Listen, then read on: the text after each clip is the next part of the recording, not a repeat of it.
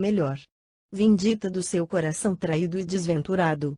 Abandonou, então, para sempre, aquela mísera criatura, que foi eliminada mais tarde, Enâncio, pelo punhal implacável de Sérgio, que lhe não tolerou a infidelidade e a perficácia no crime.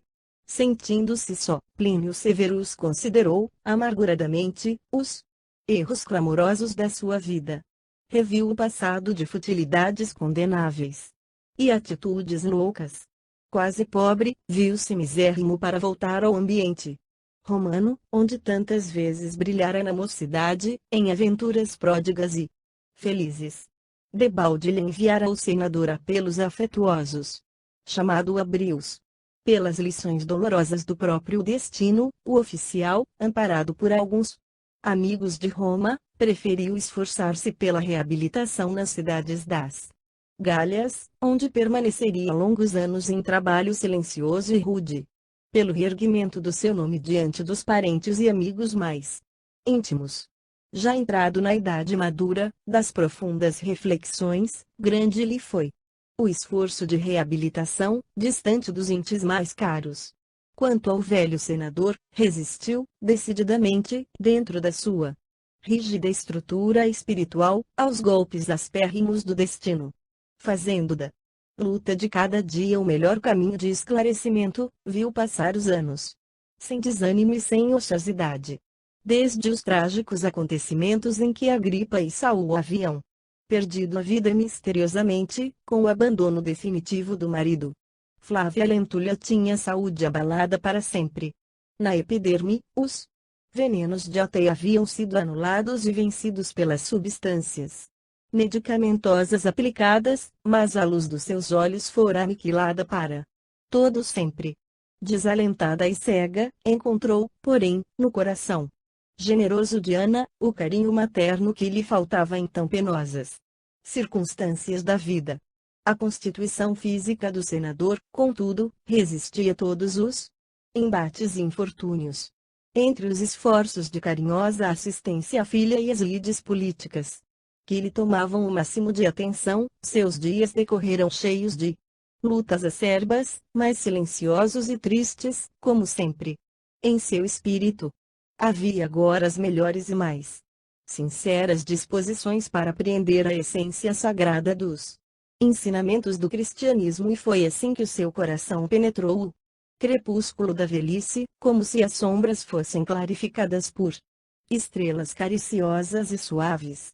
No seu íntimo, permanecia uma serenidade imperturbável, mas, na vida do homem, corria o sopro inquieto do esforço pelas realizações do seu tempo. O coração estava resignado com as desilusões penosas e amargas do destino, mas no poder supremo do império estava um tirano, que precisava cair, em benefício das construções do direito e da família, e por isso, junto de numerosos companheiros, entregou-se ao trabalho sutil da política interna, para a queda de Domício Nero, que prosseguia avassalando a cidade com os espetáculos odiosos do seu nefando reinado. Caius Pisão, Sêneca, bem como outras figuras veneráveis da época, mais exaltadas no patriotismo e amor pela justiça, caíram sob as mãos criminosas do celerado que cingia a coroa, mas Públio Lentulus, ao lado de outros irmãos de ideal que trabalharam no silêncio e na sombra da diplomacia secreta, junto dos militares e do povo, esperou pela morte ou pelo banimento do tirano, aguardando as claridades do futuro, surgidas com o efêmero reinado de Sérgio Sulpício Galba, que, no dizer de Tácito, teria sido por todos considerado digno do governo supremo do império, se não houvesse sido imperador. Vi. Na destruição de Jerusalém. Mais de 10 anos correram, silenciosamente amargurados, depois de 58, sobre a vida comum das personagens desta história. Somente em 68, conseguia a política conciliatória de grande número de patrícios, entre os quais Públio Lentulus, o definitivo afastamento de Domício Nero e suas nefandas crueldades. Todavia, a ascensão de Galba durara poucos meses e aquele ano de 69 ia definir grandes acontecimentos na vida do império. Lutas numerosas encheram a cidade de pavor e sangue. A terrível contenda entre Otão e Vitélio dividira todas as classes da família romana em facções hostis, que se odiavam ao extremo.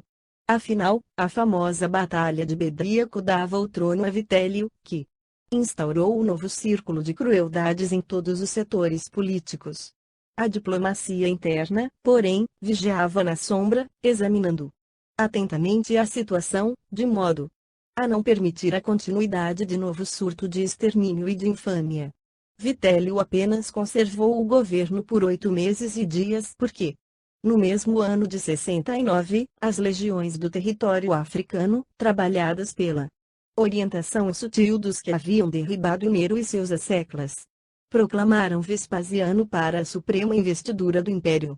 O novo imperador, que ainda se encontrava no campo de seus feitos de armas, empenhado na pacificação da Judeia distante, satisfazia as exigências mais avançadas de todas as classes civis e militares, sendo recebido em triunfo para o posto supremo, iniciando-se, assim, a era prestigiosa dos Flávios. Vespasiano integrava aquele grupo de patrícios operosos que contribuíra, sem alardes, para a queda dos tiranos. Amigo pessoal de Públio Lentulus, o imperador se tornara famoso não só por suas vitórias militares, mas também por seu criterioso tirocínio político, evidenciado em Roma desde os dias turbulentos de Calígula. Sob a sua orientação administrativa, e abrir-se uma trégua nas imoralidades governamentais, inaugurar-se-ia novo período de compreensão das necessidades populares e, na rota dos seus planos econômico-financeiros, o império ia caminhar para os dias regeneradores de uma era nova. Públio recebeu todos os acontecimentos com a velada alegria possível aos seus 67 anos de lutas e fortes experiências da vida. Sob a claridade serena da velhice, todavia, sua fibra moral e resistência física eram as mesmas de sempre. Dentro da perspectiva de melhores dias para as realizações patrióticas, considerava, agora, como bem empregado, todo o tempo que roubar a filha cega, para atender ao trabalho do bem coletivo, e foi nesse estado de espírito, com a consciência satisfeita pelo dever cumprido, de conformidade com as suas concepções, que se dirigiu a palácio para atender a chamado especial do imperador, que, muitas vezes, não deixou de recorrer ao conselho dos seus mais antigos companheiros de ideal. Senador, disse-lhe Vespasiano, na intimidade tranquila de um dos magníficos gabinetes da residência imperial, mandei chamá-lo para me amparar com a sua tradicional dedicação ao império, na solução de assunto que julgo de suma importância. Vespasiano esteve em Roma logo após a sua proclamação. Dizei, Augusto, respondeu Públio, comovido. Mas o imperador, gentil, cortou-lhe a palavra. Não, meu caro, entendamo-nos com a velha intimidade de outros tempos. Deixemos, por um instante, os protocolos. E, vendo que o senador esboçava um sorriso de reconhecimento a sua palavra fluente e generosa, continuou a expor a questão que o interessava. Chamado a Roma para o cargo supremo, não ousei desobedecer às sagradas injunções que me impeliam ao cumprimento desse grande dever. Embora obrigado a deixar meu filho na obra de pacificação da Judeia amotinada, trabalho esse que considerarei, em toda a vida, o meu melhor esforço pela vitalidade do império, no desdobramento de suas gloriosas tradições. Acontece, todavia, que o cerco de Jerusalém se vai prolongando demasiado, acarretando as mais sérias consequências para meus projetos econômicos, no programa restaurador que me propus realizar no governo. Suponho que o meu valoroso Tito esteja necessitando de um conselho de civis, além dos assistentes militares que o acompanham na arrojada empresa, e lembrei-me de organizá-lo tão somente com os amigos mais íntimos, que conheçam Jerusalém e suas cercanias. Quando das minhas primeiras incursões na edilidade, tive conhecimento dos seus processos na reforma administrativa da Judeia. Sabendo, portanto, da sua permanência em Jerusalém há mais de 20 anos. Era, pois, meu desejo que aceitasse, com outros poucos companheiros nossos, a incumbência de orientar melhor a tática militar de meu filho. Tito está necessitando da cooperação política de quem conheça a cidade nos seus menores recantos, bem como os seus idiomas populares, de maneira a vencer a situação que se vai tornando cada vez mais penosa. Públio Lentulus pensou na filha doente, um instante, mas, recordando-se da dedicação absoluta de Ana, que poderia perfeitamente substituir seus zelos por algum tempo, respondeu com decisão e energia: meu nobre imperador, vossa palavra augusta é a palavra do Império. O Império manda e eu obedeço, honrando-me em cumprir vossas determinações e correspondendo aos impulsos generosos da vossa confiança. Muito agradecido, falou Vespasiano, estendendo-lhe a mão. Extremamente satisfeito. Tudo estará pronto, de modo que sua partida, e de mais 2 ou 3 amigos nossos, se verifique dentro de 2 semanas. O mais tardar. Assim aconteceu. Depois das dolorosas despedidas da filha, que ficará aos cuidados da serva dedicada, no palácio do Aventino, o senador tomava a suntuosa galera que, largando de Ostia, penetrou depressa ao Mar Largo, rumo à Judeia.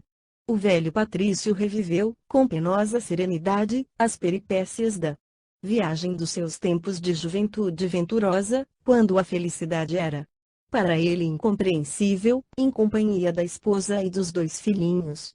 Sim, a pequenina figura de Marcos, o filho desaparecido, parecia surgir novamente em seus olhos, sob uma auréola de radioso e santificado enlevo. Um dia, em Cafarnaum, levado pelas palavras caluniosas de Sulpício, Tarquinius duvidou da honorabilidade da mulher, acreditando, mais tarde, que o rapto da criança fosse uma consequência da sua infidelidade. Mas Lívia agora estava redimida de todas as culpas, no tribunal da sua consciência. Seus sacrifícios domésticos e a morte heróica no circo constituíam a prova máxima da sublimada pureza do seu coração. Naqueles instantes de meditação, figurava-se-lhe que voltava ao passado, com os seus sofrimentos intermináveis, esbarrando sempre na sombra pesada do mistério, quando tentava reler as páginas desse doloroso capítulo da sua existência. A que abismos insondáveis e desconhecidos teria sido levado o pequenino que lhe perpetuaria a estirpe nobre. Suas emoções paternais pareciam alarmar-se de novo, depois de tantos anos e tantos padecimentos em família.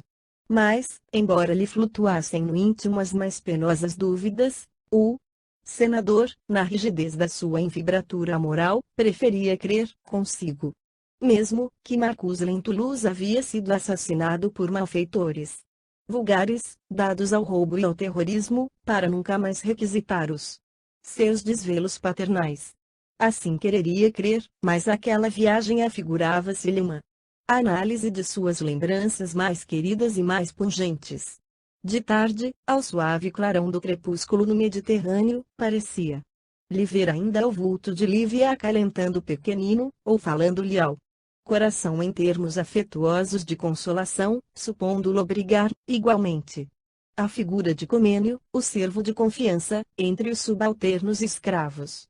Em companhia de 3 outros conselheiros civis, chegou sem maior dificuldade ao destino, colocando-se esse reduzido conselho de íntimos do imperador à imediata disposição de Tito, que lhe aproveitou os pareceres, utilizando com grande êxito as suas opiniões, filhas de larga experiência da região e dos costumes. O filho do imperador era generoso e leal para com todos os compatriotas, que o consideravam como benfeitor e amigo. Mas, para os adversários, Tito era de uma crueldade sem nome. Em torno da sua figura ardente e desassombrada, desdobravam-se legiões numerosas de soldados que combatiam encarniçadamente. O cerco de Jerusalém, terminado em 70, foi um dos mais impressionantes da história da humanidade. A cidade foi sitiada, justamente quando intermináveis multidões de peregrinos, vindos de todos os pontos da província, se haviam reunido junto ao templo famoso, para as festas dos pães ázimos. Daí, o excessivo número de vítimas e as lutas acérrimas da célebre resistência. O número de mortos nos terríveis recontros elevou-se a mais de 1 milhão, fazendo os romanos quase 100.000 prisioneiros, dos quais 11.000 foram massacrados pelas legiões vitoriosas, depois da escolha dos homens válidos, entre cenas penosas de sangue e de selvageria por parte dos soldados. O velho senador sentia-se amargurado com aqueles pavorosos espetáculos de carnificina, mas cumpria-lhe desempenhar a palavra dada e era com o melhor espírito de coragem que dava pleno cumprimento ao seu mandato. Seus pareceres e conhecimentos foram, muitas vezes, utilizados com êxito, tornando-se íntimo conselheiro do filho do imperador.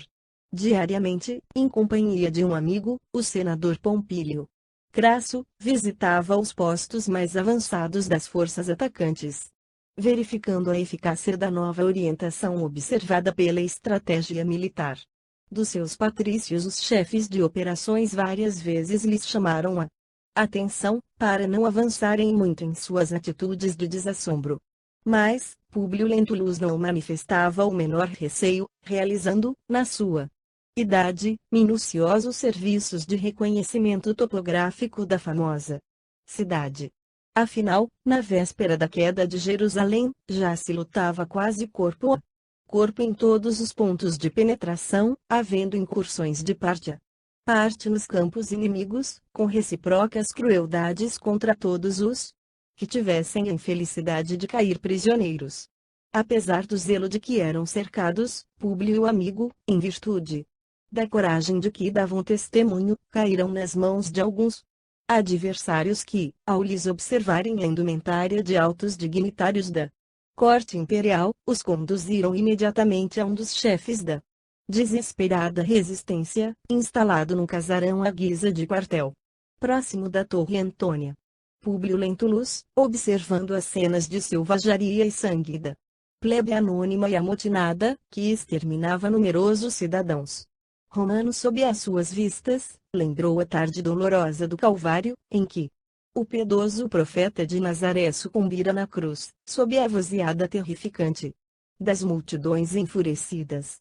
Enquanto caminhava tangido com brutalidade e aspereza, o velho senador considerava, igualmente, que, se aquele momento assinalasse a sua morte, devia morrer heroicamente, como sua própria mulher, em holocausto aos seus princípios, embora houvesse fundamental diferença entre o reino de Jesus e o império de César. A ideia de deixar Flávia Lentulha órfã do seu afeto preocupava-lhe o íntimo. Todavia, ponderava que a filha teria no mundo a dedicação generosa e assídua de Ana, bem como o amparo material da sua fortuna. Foi nesse estado de espírito, surpreso com a sucessão dos acontecimentos, que atravessou longas ruas cheias de movimento, de gritos, de impropérios e de sangue. Jerusalém, tomada de assombro, mobilizava as derradeiras energias para evitar a ruína completa. Ao cabo de algumas horas, extenuados de fadiga e sede, Públio e o amigo foram introduzidos no sombrio gabinete de um chefe judeu, que expedia as mais impiedosas ordens de suplício e morte para todos os romanos presos, revidando as atrocidades do inimigo. Bastou que Públio fitasse aquele velho israelita de traços característicos, para procurar, sofregamente, uma figura semelhante no acervo de suas lembranças mais íntimas e mais remotas. Não pôde, porém, de pronto, identificar aquela personagem. O velho chefe, contudo, pousou nele o olhar astuto e, fazendo um gesto de satisfação, exclamou com uma chispa de ódio a lhe transparecer de cada palavra. Ilustríssimos senadores, enfatizou com ironia e desprezo, eu vos conheço de longos anos. E, fichando Públio, acentuou com malícia. Sobretudo, honro-me com a presença do orgulhoso senador Públio Lentulus, antigo legado de Tibério e de seus sucessores nesta província, perseguida e flagelada pelas pragas romanas. Ainda bem que as forças do destino não me permitiram partir para outra vida, na minha velhice. trabalhosa, sem me desafrontar de uma injúria inovidável. Avançando para o velho patrício que o contemplava supinamente. Surpreendido, repetia com insistência irritante: Não me reconheceis. O senador, porém, tinha o semblante a evidenciar o seu penoso abatimento físico, em face daquela rude provação da sua vida, debalde. Encarava a figura franzina e maquiavélica de André de Gioras, agora com elevado ascendente nos trabalhos do templo famoso, em vista da fortuna que conseguira amealhar.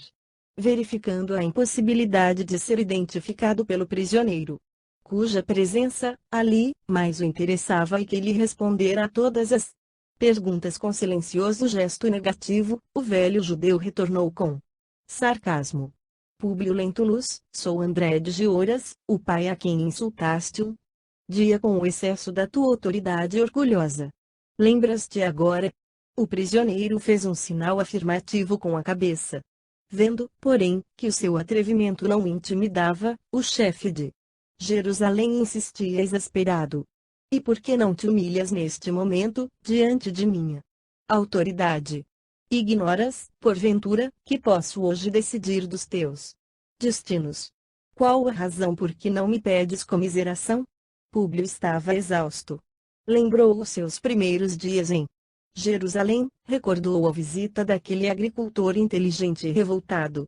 Procurou rememorar, intimamente, as providências que adotara na qualidade de homem público, a fim de que o filho do judeu voltasse ao lar paterno, não se lembrando de haver destilado tanto fel naquele coração.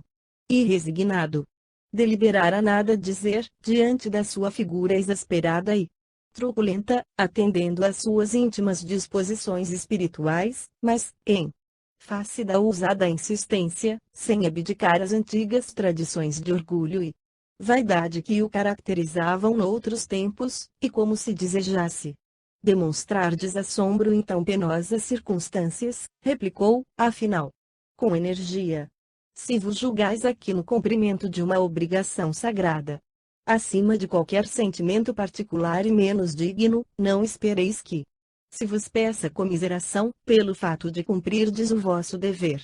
André de Gioras franziu o sobrolho, exasperado com a resposta imprevista, andando de um lado para outro no amplo gabinete, como se estivesse a cogitar o melhor meio de executar a tremenda vingança. Depois de alguns momentos de sombrio silêncio, como se houvesse chegado a uma solução condigna dos seus tigrinos projetos, chamou com voz soturna um dos guardas numerosos, ordenando: Vai depressa e dize a Ítalo, de minha parte, que deve aqui estar amanhã, às primeiras horas, de modo a cumprir minhas determinações. E enquanto o emissário saía, dirigiu-se aos dois prisioneiros nestes termos: A queda de Jerusalém está iminente, mas darei a última gota de sangue da minha velhice para exterminar as víboras do vosso povo. Vossa raça maldita veio cevar-se na cidade eleita, mas eu exulto com a minha vingança em vós ambos, orgulhosos dignitários do império da impiedade e do crime. Quando se abrirem as portas de Jerusalém, terei executado meus implacáveis desígnios. Calando-se, bastou um gesto para que os dois amigos fossem atirados numa enxovia escura e úmida, onde passaram uma noite terrível de conjecturas dolorosas, trocando amarguradas confidências. Na manhã seguinte, eram chamados à prova suprema. Já se ouviam na cidade os primeiros rumores das forças romanas vitoriosas, entregando-se ao terror e ao saque da população humilhada e inerme. Por toda parte, o êxodo precipitado de mulheres e crianças em gritaria infernal e angustiosa, mas, naquele casarão de grossas paredes de pedra, refugiara-se considerável número de chefes e combatentes, para a resistência suprema. Públio e Pompílio foram conduzidos a uma sala ampla, de onde podiam ouvir o ruído crescente da vitória das armas imperiais, depois de lances dramáticos e cruentos, em tanto tempo de terror, de rapina e de luta. Todavia, ali, naquele compartimento espaçoso e fortificado, tinha à frente centenas de guerreiros armados e alguns chefes políticos da resistência israelita, que os contemplavam. Diante do avanço vitorioso das legiões romanas, era de notar a inquietação e o pavor que dominavam todos os semblantes, mas havia um interesse geral pelos dois prisioneiros importantes do império, como se eles representassem o último objeto em que se pudessem cevar o ódio e a vingança. Modificando, todavia, aquela situação indecisa, André de Gioras tomou a palavra em voz estranha e sinistra, que retumbou por todos os ângulos da casa. Senhores, estamos chegando ao fim da nossa desesperada defesa. Mas temos o consolo de guardar dois grandes chefes da amaldiçoada política de rapina do Império Romano. Um deles é Pompílio Crasso, que começou a sua carreira de homem público nesta província desventurada, inaugurando um longo período de terror entre os nossos compatriotas infelizes. O outro, senhores, é Públio Lentulus, orgulhoso legado de Tibério e de seus sucessores na Judeia humilhada de todos os tempos, que escravizou nossos filhos ainda jovens e organizou processos criminosos em todas as zonas provinciais, fomentando o pavor de nossos irmãos perseguidos e flagelados, lá da sua residência senhorial da Galileia. Pois bem, antes que os malditos soldados da pilhagem imperial nos aprisionem e aniquilem, cumpramos nossos desígnios. Todos os presentes ouviram-lhe a palavra, como se fora a ordem suprema de um chefe a quem se devesse obedecer cegamente. Os dois senadores foram, então, amarrados com pesadas peças de ferro aos postes do suplício, sem liberdade para qualquer movimento, restringindo suas expressões de mobilidade aos olhos silenciosos e serenos no sacrifício. Nossa vingança, voltava ao odiento israelita a explicar, deve obedecer ao critério da antiguidade. Primeiramente, deverá morrer Pompílio Crasso, por ser o mais velho, e para que o vaidoso senador Públio Lentulus compreenda o nosso esforço para eliminar a vitalidade do seu império maldito. Pompílio fitou longamente o amigo, como se estivesse fazendo suas despedidas angustiosas e mudas, na hora extrema.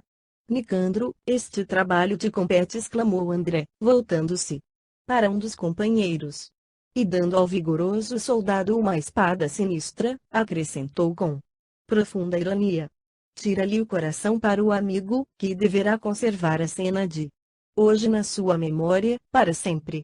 Os olhos do condenado brilharam de intensa angústia, enquanto as faces descoravam ao extremo, acusando as emoções dolorosas que lhe iam na alma. Entre ele e o companheiro de amargura, foi trocado, então, um olhar inesquecível.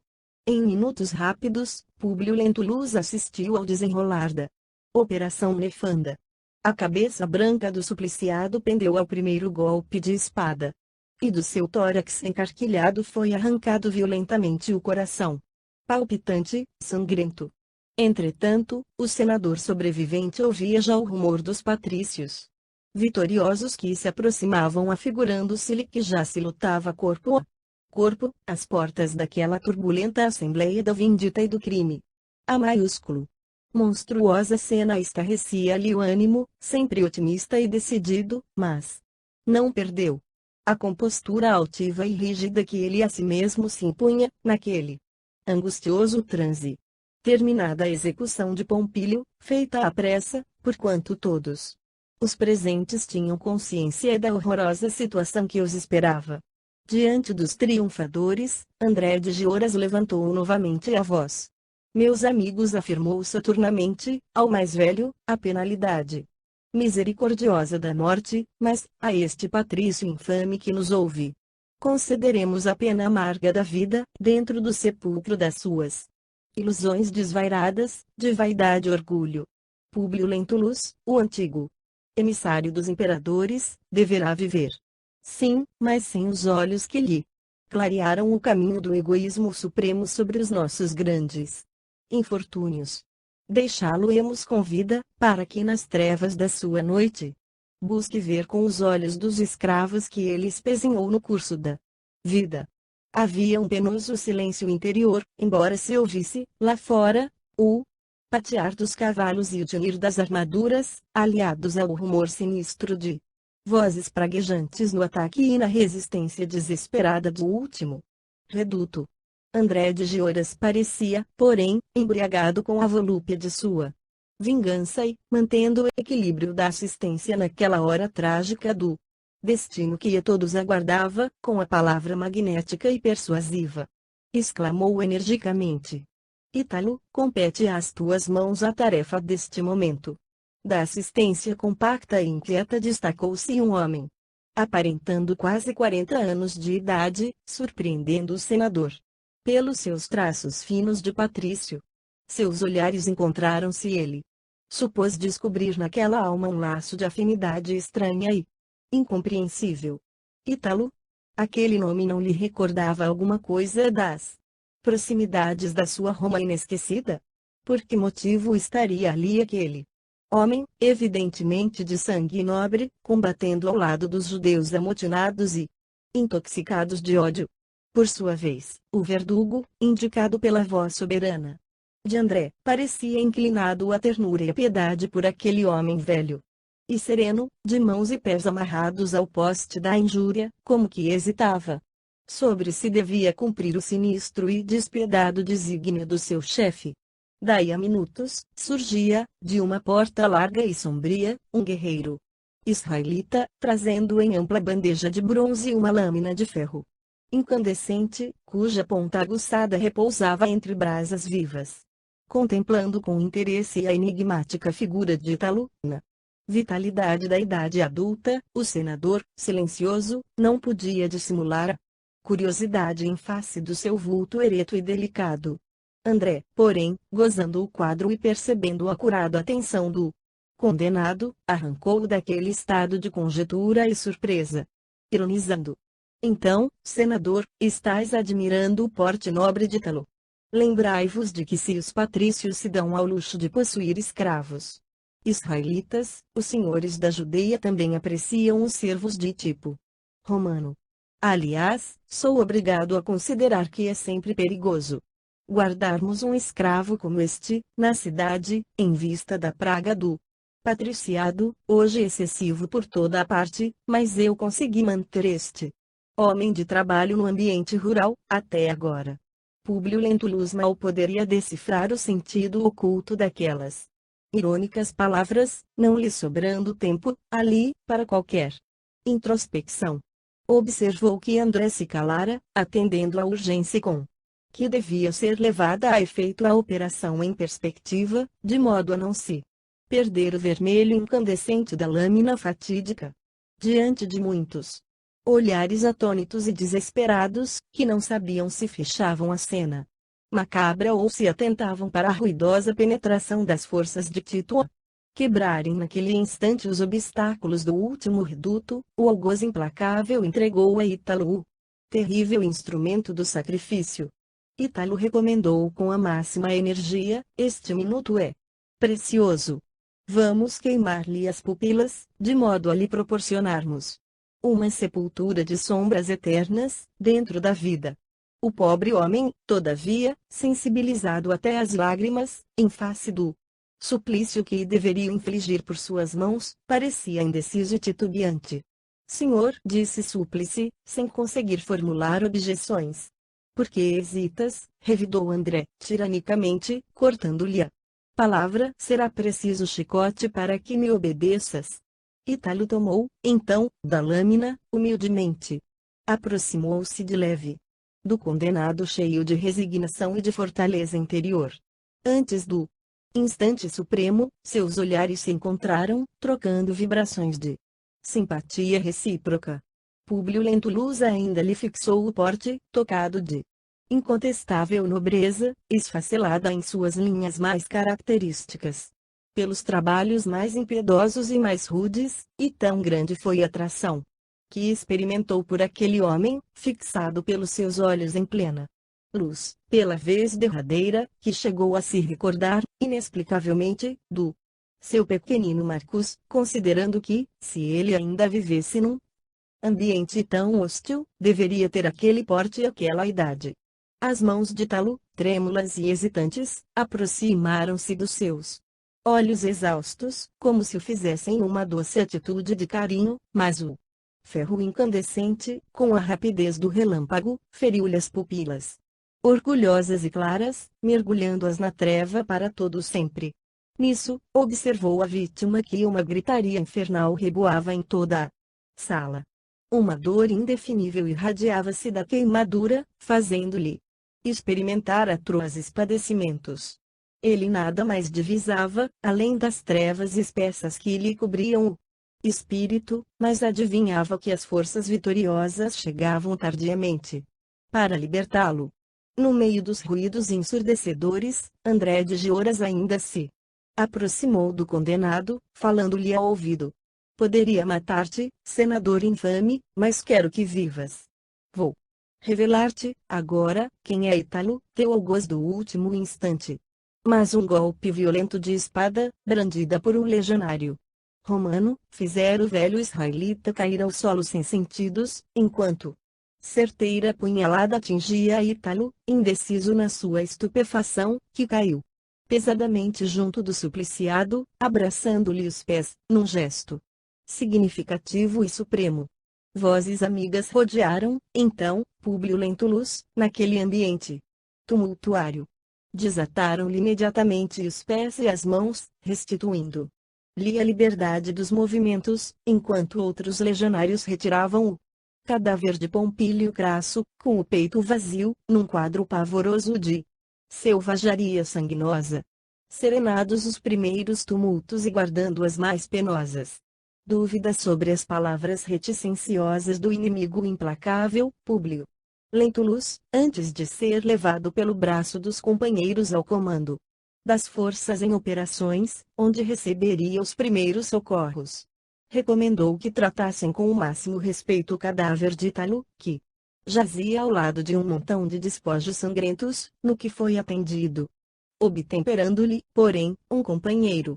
Senador, antes de tudo, não vos esqueçais do vosso estado, que está requerendo de todos nós os mais urgentes cuidados. E como se quisesse provocar uma explicação espontânea do ferido. Quanto ao seu interesse pelo morto, acentuou delicadamente. Não foi esse homem quem vos infligiu o horrendo suplício? À vista da pergunta inopinada e necessitando justificar sua atitude perante os compatriotas que o ouviam, Públio exclamou com voz pungente: enganais-vos, meu amigo. Esse homem cujo cadáver agora não vejo, era nosso conterrâneo, prisioneiro de muito tempo pela sanha vingativa de um poderoso senhor de Jerusalém. Observai-lhe os traços nobres e concordareis comigo. E enquanto se retirava amparado pelos amigos, a fim de receber socorros imediatos e imprescindíveis, supôs haver cumprido um dever, em pronunciando aquelas palavras, porque misteriosas vozes lhe falavam ao coração, acerca daquele olhar generoso que pousara em seus olhos pela última vez. Vários dias esteve Jerusalém entregue ao saque e à desordem, levados a efeito pela soldadesca do império, faminta de prazeres e envenenada no vinho sinistro do triunfo. Todos os chefes da resistência israelita foram presos, a fim de comparecerem a Roma para o último sacrifício, em homenagem às festas comemorativas da vitória. Entre eles, incluía-se André de Gioras, que, restabelecido das escoriações recebidas, representava um dos que deveriam ser exterminados para gáudio da assistência festiva na capital do império. Depois da matança de 11.000 prisioneiros feridos ou inválidos, massacrados pelas legiões vencedoras, depois dos pavorosos espetáculos da destruição e saque do templo magnífico, no qual Israel julgava contemplar a sua obra eterna e divina para todas as gerações da sua posteridade prolífica, voltou a caravana compacta dos vencidos e vencedores, cheia de riquezas ilícitas e troféus maravilhosos, de modo a exibir em Roma todos os ornamentos ilustrativos da vitória, entre vibrações tumultuárias e cânticos de triunfo. Numa galera confortável e tranquila, viajou Públio Lentulus. Resignado dentro da noite cerrada da sua cegueira, rodeado de amigos prestimosos que tudo faziam por minorar-lhe os sofrimentos morais. Antes de chegar a Roma, vezes muitas cogitou da melhor maneira de se dirigir diretamente a André, para arrancar-lhe a verdade e serenar as dúvidas íntimas quanto à identidade do escravo de tipo romano, que o ferira para sempre, nos preciosos dons da vista. Ele, porém, agora, estava cego, e para realizar esse desejo teria de empregar um largo processo de providências, de colaboração estranha, e, assim, não havia atinado com a melhor maneira de ouvir o judeu sem ferir as tradições de dignidade pessoal, mantida em todos os tempos da vida pública. Foi, ainda, nesse impasse que chegou, novamente, ao palácio do Aventino, acompanhado de numerosos companheiros de labores políticos, surpreendendo amarguradamente o coração da filha com a notícia trágica e dolorosa da sua cegueira. Ana, qual anjo fraterno, valorosa irmã de todos os infortunados, sincera discípula do cristianismo, esperou carinhosamente o seu senhor, junto de Flávia, que exclamava cheia de incoercível desalento: meu pai, mas que desgraça! O velho patrício, todavia, no seu otimismo, confortava-lhe o espírito, obtemperando: filha, não te des ao trabalho de conjecturar a fundo os problemas do destino. Em todos os acontecimentos da vida temos de louvar os soberanos desígnios dos céus. Espero que te encorajes de novo, porque somente assim viverei agora, junto de ti, em consolação afetuosa e recíproca. Foi o próprio destino que me afastou compulsoriamente das lides do Estado, a fim de viver doravante somente por ti. Abraçaram-se então efusivamente, fundiram-se em beijos do mesmo infortúnio, vibrações de duas almas presas aos mesmos padecimentos. Públio Lentulus, porém, embora o necessário descanso, e apesar da cegueira que lhe impossibilitava as iniciativas, não perdeu a esperança de ouvir a palavra do inimigo implacável, ainda uma vez, e, para isso, aguardou o dia ansiosamente esperado pelo povo romano, das soberanas festas do triunfo. Convém acentuar que o velho senador foi conduzido à cidade imediatamente, em virtude da sua especialíssima situação, mas o vencedor e as suas legiões infindáveis entrariam em Roma com todos os faustosos protocolos dos triunfadores, de conformidade com os numerosos regulamentos da própria antiga república. No dia aprazado, toda a capital, com a sua população de 1,5 milhão de habitantes, aproximadamente, aguardava as magníficas comemorações da vitória. Desde as primeiras horas do dia, começaram a agrupar-se às portas da cidade as legiões vencedoras, desarmadas, vestindo delicadas túnicas de seda, ostentando soberbas auréolas de louro. Transpondo as portas da cidade, sob os aplausos estrondosos de multidões sem fim, foi-lhes oferecido o esplêndido banquete, presidido pelo próprio imperador e seu filho Vespasiano e Tito. Logo após as cerimônias do Senado, no pórtico de Otávia, encaminharam-se para a porta triunfal. Ali, ofereceram um sacrifício aos deuses e tomaram os símbolos do triunfo nas aparatosas festividades imperiais. Realizada essa cerimônia, pôs-se em marcha o grande cortejo, ao qual Públio Lentulus não faltou, com a secreta intenção de ouvir a palavra reveladora do chefe prisioneiro, cujo cadáver, depois dos sacrifícios daquele dia, seria tirado às águas do Tibre, de acordo com as tradições vigentes. Todos os troféus das batalhas sanguinolentas e todos os vencidos, em número considerável, eram levados igualmente em procissão, na festa indescritível. À frente do cortejo imenso, seguia incalculável quantidade de obras de ouro puro, enfeitadas de cores variadas e berrantes, e, logo após, pedras preciosas em número incontável, não só em coroas de fulgurante beleza, como também em estofos que maravilhavam os espectadores pela variedade, sendo de notar que todos esses tesouros eram carregados por jovens legionários trajando túnicas de púrpura, com graciosos ornamentos dourados. Depois da exibição dos tesouros conquistados pelo triunfador, vinham, às centenas, as estátuas dos deuses, talhadas em marfim, em ouro, em prata, de tamanhos prodigiosos. Em seguida aos deuses, todo um exército de animais, das mais variadas espécies, entre os quais se distinguiam numerosos dromedários e elefantes cobertos de magníficas pedrarias.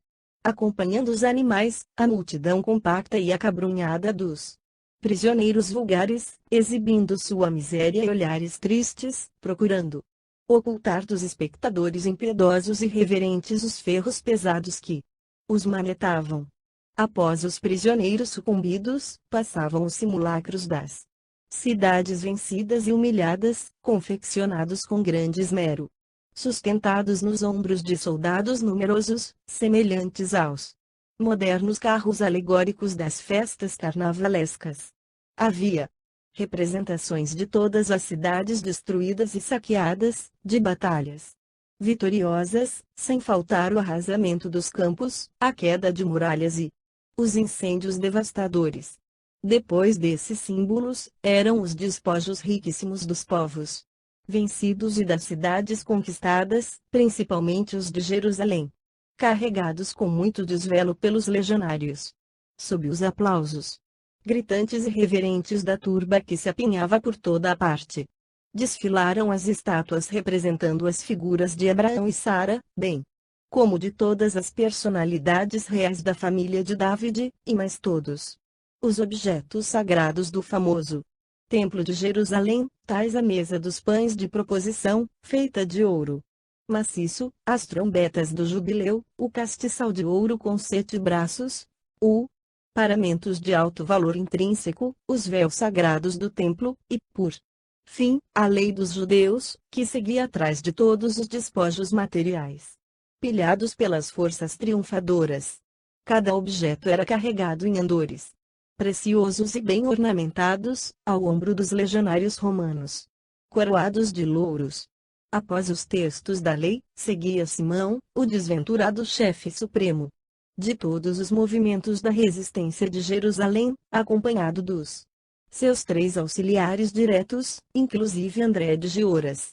Todos esses chefes da longa e desesperada resistência vestiam de preto e caminhavam solenemente para o sacrifício, depois de exibidos em todas as comemorações festivas do triunfo. Em seguida, vinham os carros soberbos e magníficos dos triunfadores. Após a passagem deslumbrante de Vespasiano, desfilava Tito num oceano de púrpura, de sedas e de vermelhão, simbolizando o próprio Júpiter, na embriaguez da sua vitória. No séquito de honra, passava igualmente o senador valetudinario e cego, não mais pelo prazer das homenagens, mas com o secreto desejo de ouvir a palavra de André, antes do trágico momento em que o seu corpo balançasse sobre as águas lodosas do Tibre, no instante da consumação do último suplício, sob os aplausos delirantes do povo. Após os carros imperiais dos vencedores e seus áulicos mais íntimos, vinha o exército compacto, entoando os hinos da vitória, enquanto todas as ruas e praças, foros e pórticos, terraços e janelas, se pejavam de incalculáveis multidões curiosas. O cortejo movimentou-se solenemente, desde a porta triunfal até ao Capitólio. Longas horas foram gastas no trajeto, através do sinuoso caminho, porquanto a festividade era consumada de molde a levar seus esplendores pelos recantos mais aristocráticos do patriciado romano. Em dado momento, todavia, antes de se elevar à colina, todo o cortejo parou e os olhos ansiosos da multidão convergiram para Simão e seus 3 companheiros, auxiliares diretos da sua chefia na resistência da cidade famosa. Públio Lentulus, embora cego, mas afeito ao tradicionalismo daquelas comemorações, compreendeu que era chegado o instante supremo. Em virtude do seu caso especialíssimo e considerando a deferência que a autoridade julgava dever-lhe, o imperador preocupava-se com a sua situação no cortejo, recomendando ao filho, Domiciano, atender a quaisquer providências de que viesse a precisar em tais circunstâncias. Naquele momento, debaixo das vibrações ruidosas do delírio popular, procedia-se ao flagício de Simão, diante de toda Roma.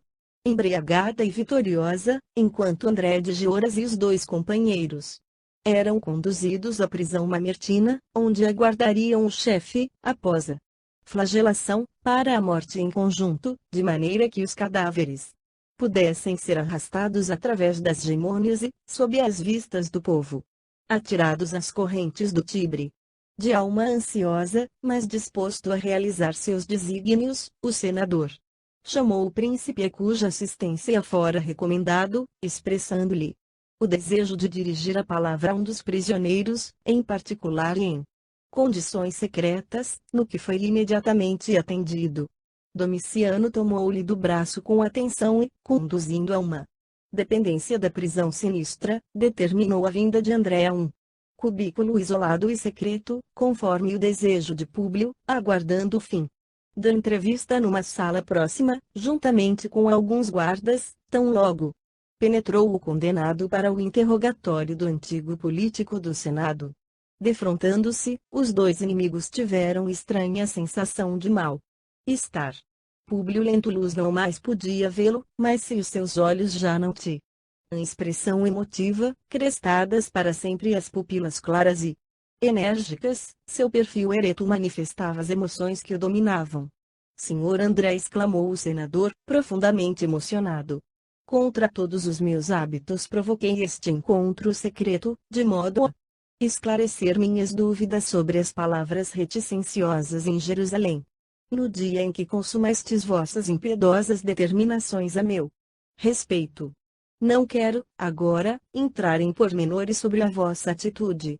Mas tão somente informar-vos, neste momento em que a justiça do Império vos toma a sua conta, que tudo fiz por devolver-vos o filho prisioneiro, cumprindo um dever de humanidade, ao receber as vossas súplicas. Lamento que as minhas providências tardias não alcançassem o efeito desejado, fermentando tão violenta odiosidade no vosso coração. Agora, porém, não mais ordeno.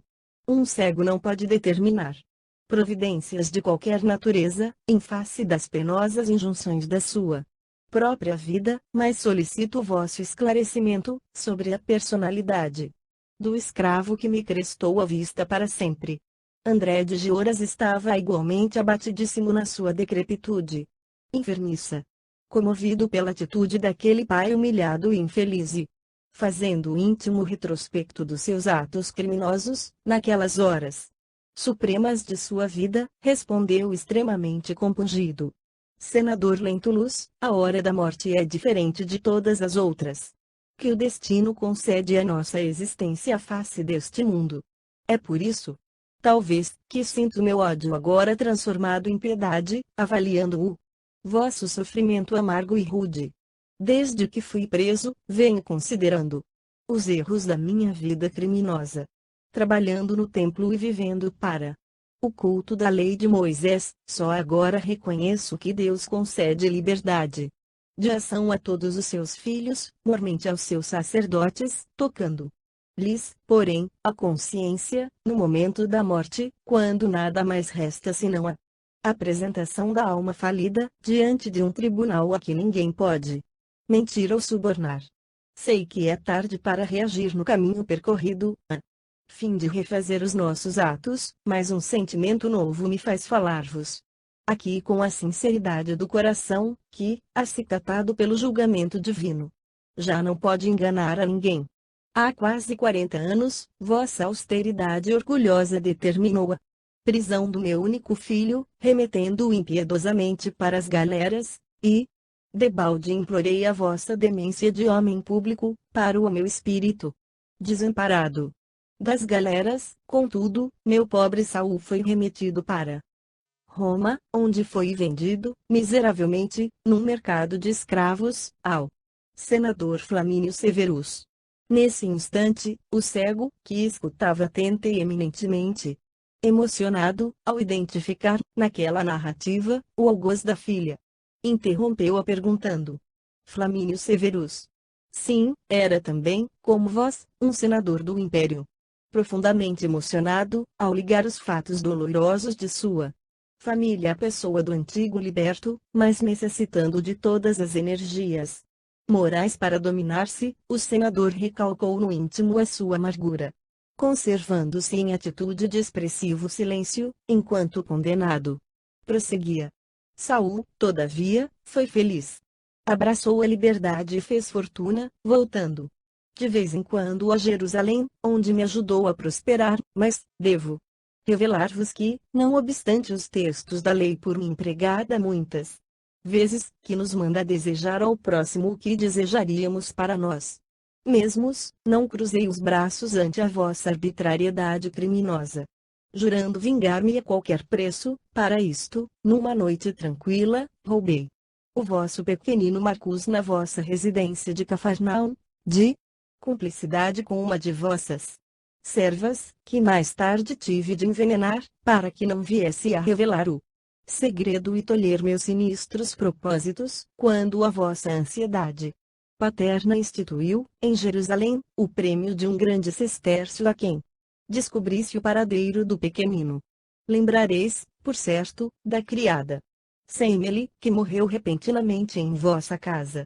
Enquanto André do Jora se detinha na triste confissão que lhe tocava as fibras mais íntimas da alma, representando cada palavra um estilete de amargura a lhe retalhar o coração, Públio Lentulus chegava tardiamente ao conhecimento de todos os fatos, recordando-os angustiosos martírios da companheira, como esposa caluniada e mãe carinhosa.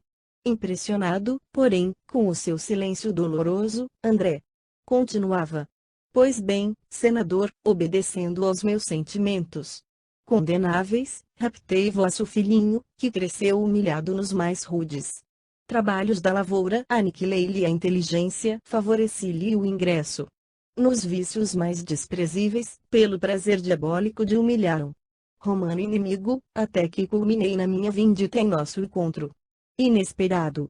Mas, agora, estou diante da morte e não sei enxergar mais a nossa situação, senão como a paz desventurados. Sei que vou comparecer breve no tribunal do mais íntegro dos juízes, e, se vos fosse possível, eu desejava que me desseis um pouco de paz com o vosso perdão. O velho senador do império não saberia explicar as suas profundas dores, ouvindo aquelas revelações angustiosas e amargas. Ouvindo, André sentia ímpetos de perguntar pelo filhinho em criança, por suas tendências, pelas suas aspirações da mocidade, desejava inteirar-se dos seus trabalhos, das suas predileções, mas cada palavra daquela confissão amargurosa era uma punhalada nos seus sentimentos mais sagrados. Qual estátua muda do infortúnio, ainda ouviu o prisioneiro repetir, quase em lágrimas, arrancando das suas divagações sombrias e tormentosas. Senador, insistia ele, suplicando tristemente, perdoai-me. Quero compreender o espírito da minha lei, apesar do último instante. Relevai meu crime e dai-me forças para comparecer diante da luz de Deus. Públio ouvia-lhe a voz súplice, enquanto uma lágrima de dor indescritível rolava dos seus olhos tristes e apagados. Perdoar? Mas, como não fora ele, Públio, o ofendido e a vítima de uma existência inteira? Singulares emoções abalavam-lhe o íntimo, enquanto numerosos soluços lhe morriam na garganta opressa. Diante dele estava o inimigo implacável que procurara em vão, por consecutivos e longos anos de infelicidade. Mas, na sua introspecção, sabia entender, igualmente, as próprias culpas, recordando os excessos da sua severidade vaidosa. Também ele ali estava como um cadáver ambulante, no seio das sombras espessas. De que valeram as honrarias e o orgulho desenfreado? Todas as suas esperanças de ventura estavam mortas. Todos os seus sonhos aniquilados. Senhor de fortuna considerável, não viveria mais, no mundo, senão para carregar o esquife negro das ilusões despedaçadas. Todavia, seu íntimo se recusava ao perdão da hora extrema. Foi então que se lembrou de Jesus e da sua doutrina de amor e piedade pelos inimigos. O mestre de Nazaré perdoará todos os seus algozes e ensinará aos discípulos que o homem deve perdoar 70 vezes 7 vezes. Recordou, igualmente, que, por Jesus, Sua esposa imaculada morrera nas ignomínias do circo infamante, por Jesus voltar a Fiamine do reino das sombras, para incliná-lo, um dia, ao perdão e à piedade. Os ruídos de fora denunciavam que a hora derradeira de André estava próxima. O próprio Simão já caminhava vacilante e ensanguentado. Depois do